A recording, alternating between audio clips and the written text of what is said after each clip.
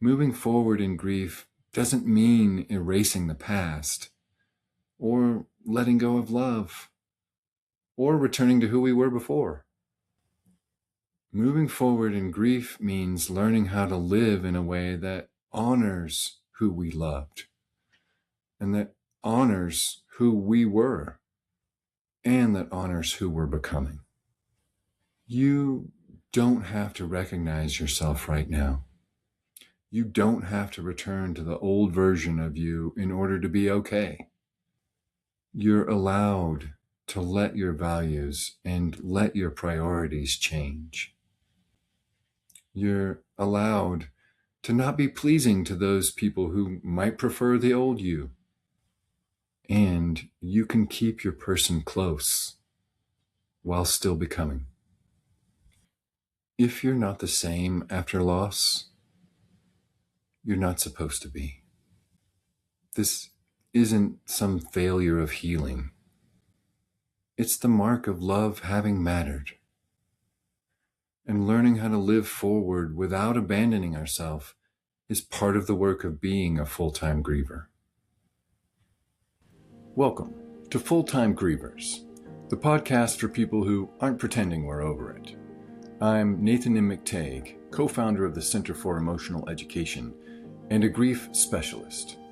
Here, we talk about what it really takes to survive bereavement, how to move not on, but forward. Tune in for stories, tools, and truth-telling from me and other full-time grievers learning to live through loss without abandoning ourselves. Thank you for being here, for showing up in whatever state you're in.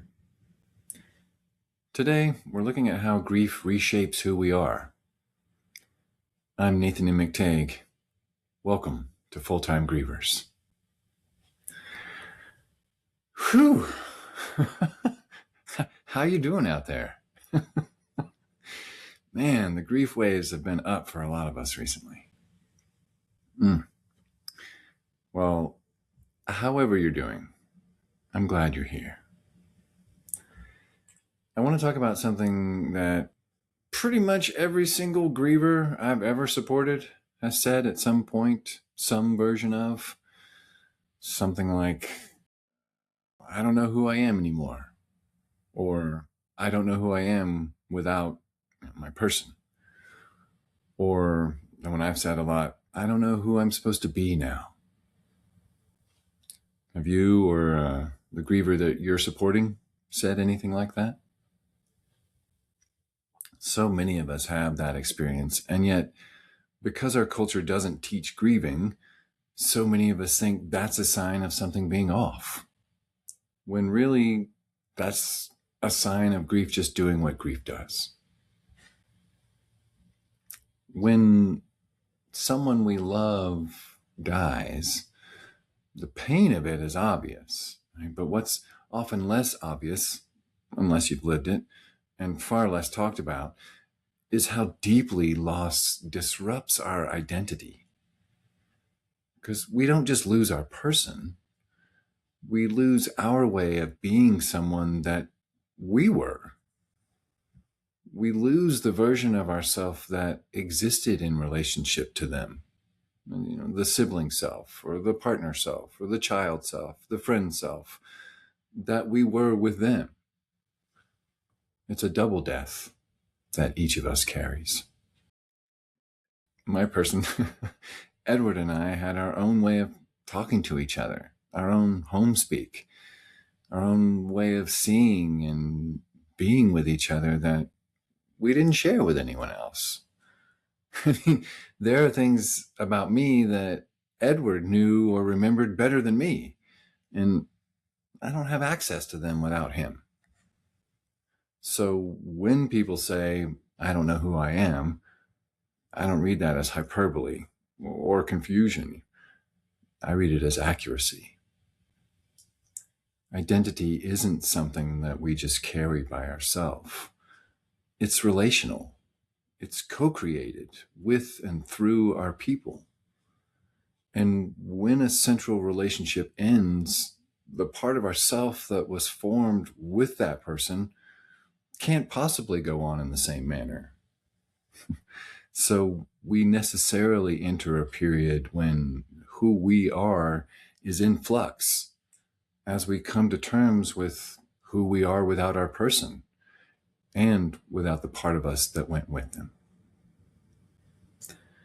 And, this can feel alarming, even terrifying for some of us, at least in part because our culture is generally antagonistic to identity disruption or change. We expect each other to mostly stay the same, be consistent, on brand, right? And even as grievers, we're supposed to stay who we are and explain ourselves like we know what we're talking about, and keep going with all our usual whatever we're known for. So, as I was saying in my list of 10 things that I don't like about grieving in America, episode 27, when we change our minds, or when we contradict ourselves, or forget things, or can't clearly articulate what we need, or what we think, or what we're going to do next, some of our people can get kind of weirded out and pretty uncomfortable. And then often we wind up taking on their discomfort, worrying if we're coming across okay, wondering if maybe we are unstable, if we're regressing, if something's gone wrong. But grief doesn't preserve the self. It dismantles it and reorganizes it. That's its job. And it asks a lot of us grievers to not only move with the process of grieving and come to terms with our loved one being gone, but to also adjust to a profound change in our identity that we didn't ask for. We didn't sign up to take on. We didn't go on some spiritual journey for. It was forced on us, which that forcing alone would be enough to make it jarring for the nervous system to cope with. And the scope, the breadth, kind of uncertain length of the changes that we experience also make it harder on us. Mary Frances O'Connor puts it this way in her book, The Grieving Brain. Grief is a heart-wrenchingly painful problem for the brain to solve. And grief necessitates learning to live in the world with the absence of someone you love deeply, who is ingrained in your understanding of the world. This means that for the brain, your loved one is simultaneously gone and also everlasting. And you are walking through two worlds at the same time. That part really gets me. You are walking through two worlds at the same time. Does that sound like your experience or the experience of someone you're supporting? Definitely sounds like mine, especially in the early days after Edward passed. I call it the invisible concussion of grief, to try to emphasize the short-term experience of the brain dealing with this process of pretty dramatic reorganization that it's going through in deep grief. So, there are things that we experience because of that major process itself, like more survival reactivity, but especially more freeze. Also more confusion, cloudiness, distance, disorientation, even dissociation, flatness, numbness, but also irritability, trouble focusing and following through, issues listening, issues remembering, changes in our usual patterns, changes in our usual interests, right? In this period, a lot of us really struggle with not recognizing ourselves and not being able to do anything about it. Then there are medium range changes. As the concussion gets less acute, but one's identity is still very much in transit, where we're no longer who we were, but not yet who we're becoming. And we find ourselves, trying things and then quitting things, moving places or moving back from places, saying yes and then changing our minds, or saying no and really regretting it, feeling impatience, but also boredom, and often some kind of anxiety or concern about where we're headed. And then after the fog clears, I remember for me, there was this day, it was about 18 months after Edward passed, and I was suddenly like, I got my brain back. And it wasn't like I was done grieving or like I was like 100%, it wasn't like I got back to who I was, but I was able to think clearly again for stretches at a time instead of just in like, little flashes or a moment here and there. After we begin to perceive and to think more clearly, more consistently again, then we may start to recognize that there are ways that we're just not the same anymore. Not because we're going through something and the way that changes us, though we're never done going through grieving, but because of what we have been through, right? And the way that that has changed us. So we can find ourselves with sometimes pretty significant changes in our values, things like what matters to us now, and how we prioritize those. It can affect or change our pace and our capacity, how much we can tolerate. It can change our motivation. What feels really pointless now, like I don't care about that, and suddenly what feels more, like a lot more sacred, or motivation. Also, where and how we find belonging. Who feels safe to belong with? Who doesn't feel safe to belong with anymore?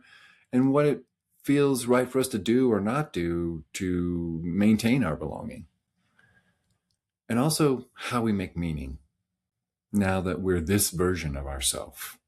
Huge changes can show up in all of those places.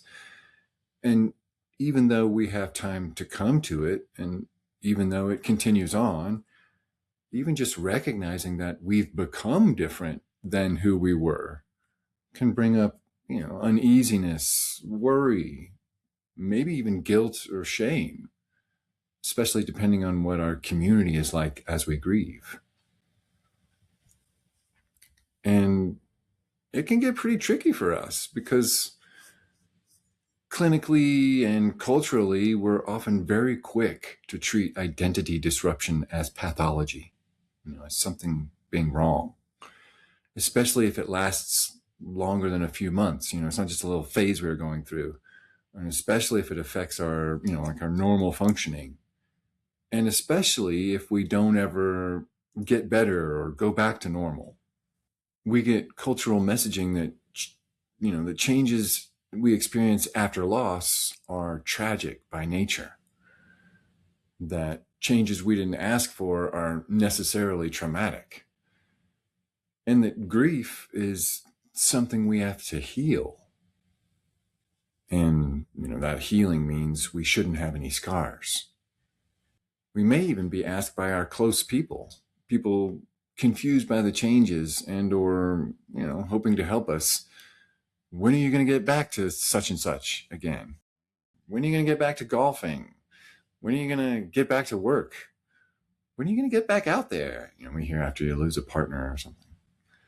But identity change after loss is not a disorder, it's not a dysfunction, and it's not a detour. It's what happens when we really love someone and they die. I mean, if you came out of profound loss unchanged, well, I would find that far more concerning. There have been a number of things that have changed for me, and I've heard so many other grievers list things that they're no longer able or interested in doing, things that matter way less, and things that matter a whole lot more. And actually that's that's another theme that I hear from fellow grievers too. We don't know why, we just know. And we may not know why something's no longer right for us, or why something is the way we need it to be right now as part of our grieving process. We don't know why, we just know that's how it is. And I think this is at least in part because many of the changes that we're experiencing are bubbling up from our subconscious as our brain redevelops around the way our world is now. And the fact that our identity change is happening below our cognitive radar, below our awareness, or below our ability to articulate it, can also really add to the disorientation and the confusion around it.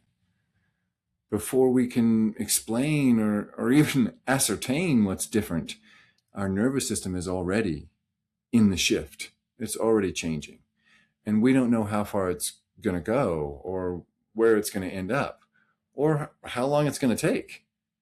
So we don't know why or for how long it may be, but suddenly our tolerance for noise, or our tolerance for speed, or social interaction, or decision making, or what many of us just start calling bullshit, our capacity for all of it may drop significantly.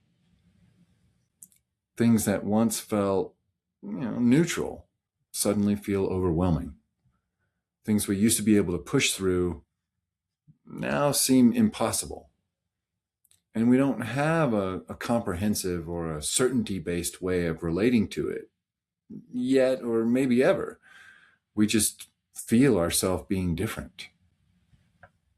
And, this is when many of us wind up thinking we're losing it, but we're not. And it isn't some failure of resilience, like if we were stronger or better at bouncing back from grief that we wouldn't change. It's how the nervous system adapts to a world that no longer has our person in it. It's recalibrating as it needs to. It's just coming before our mind knows how to name it. And as our capacity fluctuates and changes, and as our values and pace shift, our relationship to belonging changes too. And that can be further destabilizing. We might find ourselves suddenly unwilling to accept, obligations that we find meaningless, or relationships that we find shallow, or striving that seems performative suddenly, or really any kind of urgency that comes from outside of us. Some of us start wondering if we're just less ambitious now, or less interested in the career or the life or the relationships that we had before, or maybe even less of a good person. We wonder why. We wonder what's happening. We wonder when we'll feel like ourselves again. And we're suspended in the in-between like that for some of us quite a while, unable to go back to who we were or things we could get ourselves to do before, but also unable to hurry along this weird reforming that we're doing. And when we find that there's just something that we can no longer do right now, or maybe ever again, even if that's better for us, it's really easy and understandable to see it as further loss. We could before, be in that relationship or whatever it is, and now we can't.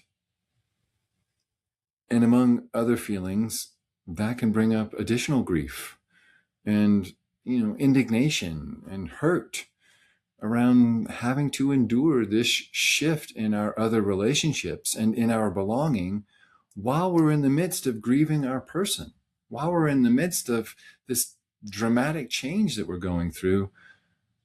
Suddenly, we have the sense that we don't even have the group around us, or the belonging around us, or the relationships around us that we thought we could rely on or could rely on before.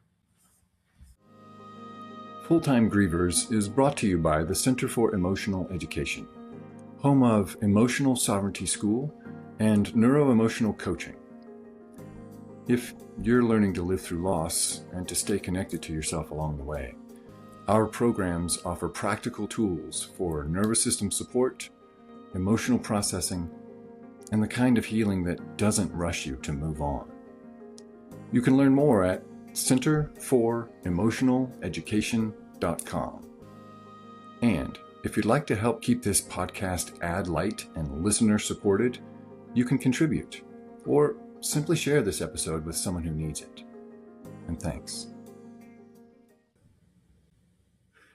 I also hear other grievers say all the time some version of, I just can't do this anymore. But they're usually not talking about the grief. They're talking about their job or their marriage or their home or their life. Everything else they have to do alongside living through their loved one's death. And then they often follow up with, I don't know what's wrong with me. And then that other phrase I already mentioned, I just know. I just can't do this anymore. I don't know what's wrong with me. I just know, right? I just know I can't do this, whatever it was, anymore.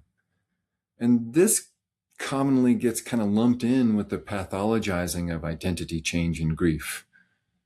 A grieving person decides that they can no longer do a thing that they used to do, and we all chalk it up to them being somehow disabled now. And it's natural to even do it to ourselves. And sometimes the challenge we're facing in those choices is more of a crisis of integrity than of identity. It's sometimes it's sometimes a sudden unwillingness to betray or ignore ourselves anymore. And this sudden intensifying of our personal boundaries, along with the reorienting of our values and priorities, can have us ditching old ways, ditching old commitments, ditching old dynamics that we used to be all in on. You may or may not feel like quitting anything. I'm certainly not telling you to quit anything. I'm just saying that if you get to that point, as many of us do, if it feels like it really honors you and your own becoming, it's okay to quit bullshit. And we don't have to throw our life away to take better care of ourselves. We can start with just a little bit slower pace. Not in all ways or for all ways, not like we're giving up, but as a way to respect the current truth of what our nervous system is going through, both in integrating our loss and in actualizing our becoming. As a way to treat the invisible concussion of our grief.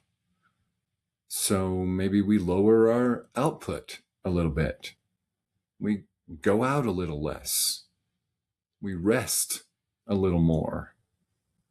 We drink more warm beverages and take longer walks around more trees. Just to be honest about what's happening for us. And just to facilitate the massive remapping that our entire neural system is doing. And it can be so lonely because we don't have rich systems. We don't have solid understanding. And we don't have good rituals for this grief-born identity shift. There's no ceremony for saying, I've changed and I don't know who I am yet.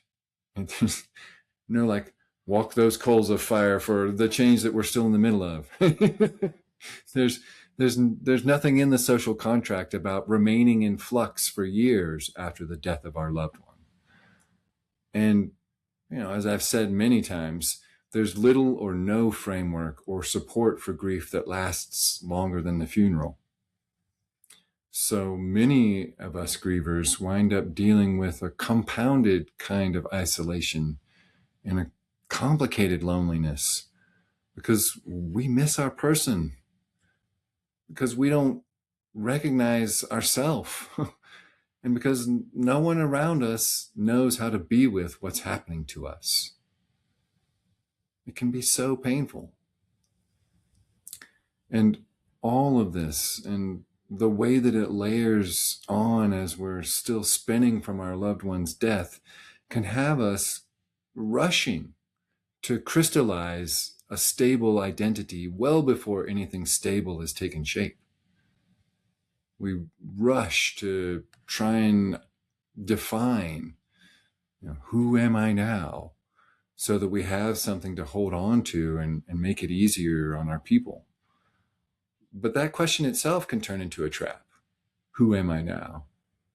We're not meant to arrive at a new stable identity quickly in this scenario, or maybe ever. That's not what honest grieving actually looks like.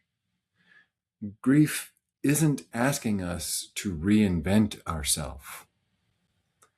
It's asking us to stay in relationship with ourselves while we change. Identity, whether we're grieving or not, is not a destination. It's a living, ongoing process. And for us grievers, that's just more obvious. I think one of the most compassionate things that we can offer ourselves is permission to be unfinished, to not know, to contradict ourselves, to move at the pace of our nervous system. We don't owe our becoming on some timeline. We don't need to make more sense yet. Our goal is not to remain unchanged, and it's not to get back to normal. The goal is just to stay with ourselves through the change. Staying connected to ourselves while we're in flux matters way more than resolving the question of who we are, now or ever. And I will say, quite often, grieving has this way of dissolving the non-essential in our life and in our relationships, and leaving us more present to what actually matters. We may not know where we're going, but if we don't abandon ourselves, we can trust ourselves to find our way. And that what we're going through now, it isn't a diminishment, it's a refinement. Right after Edward passed, I bashed my shin on a bike pedal, like we've all done before. But it was easily the worst version I've experienced. My shin was all bloody and my foot got all numb, and I ended up having this pretty gruesome wound. And even after that, my shin bone was all dented and the skin was kind of sunken and dark for, over 2.5 years. And I just noticed the other day that, the shin dent is still there, but barely noticeable now. And the dark spot is about half the size that it was before. And I think it will always be a scar. And I'm just fine with that, because it's another thing that still connects me to Edward. But I hope you hear the metaphor in it. Moving forward in grief doesn't mean erasing the past, or letting go of love, or returning to who we were before.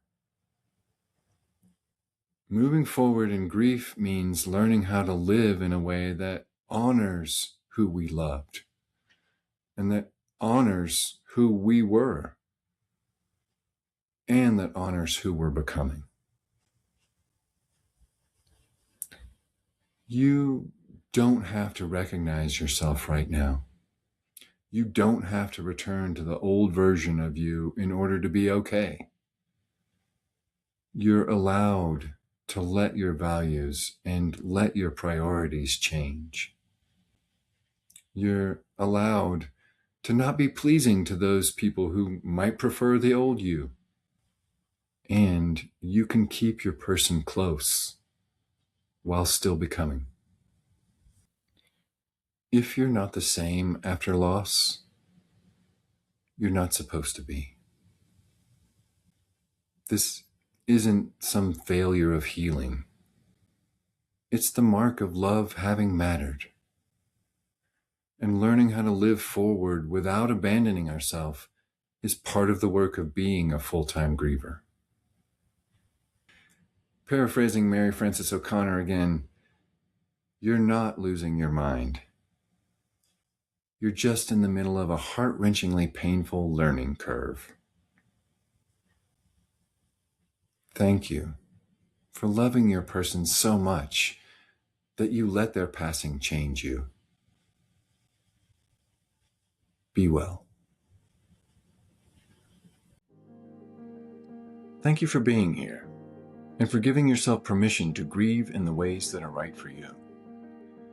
If this episode met you where you are, please like this video, subscribe, and hit the bell so you'll know when new episodes drop. And if someone came to mind while you were watching, please send this to them. They could probably use it. You can download our free grief journal, A Place to Put It Down, through the link below.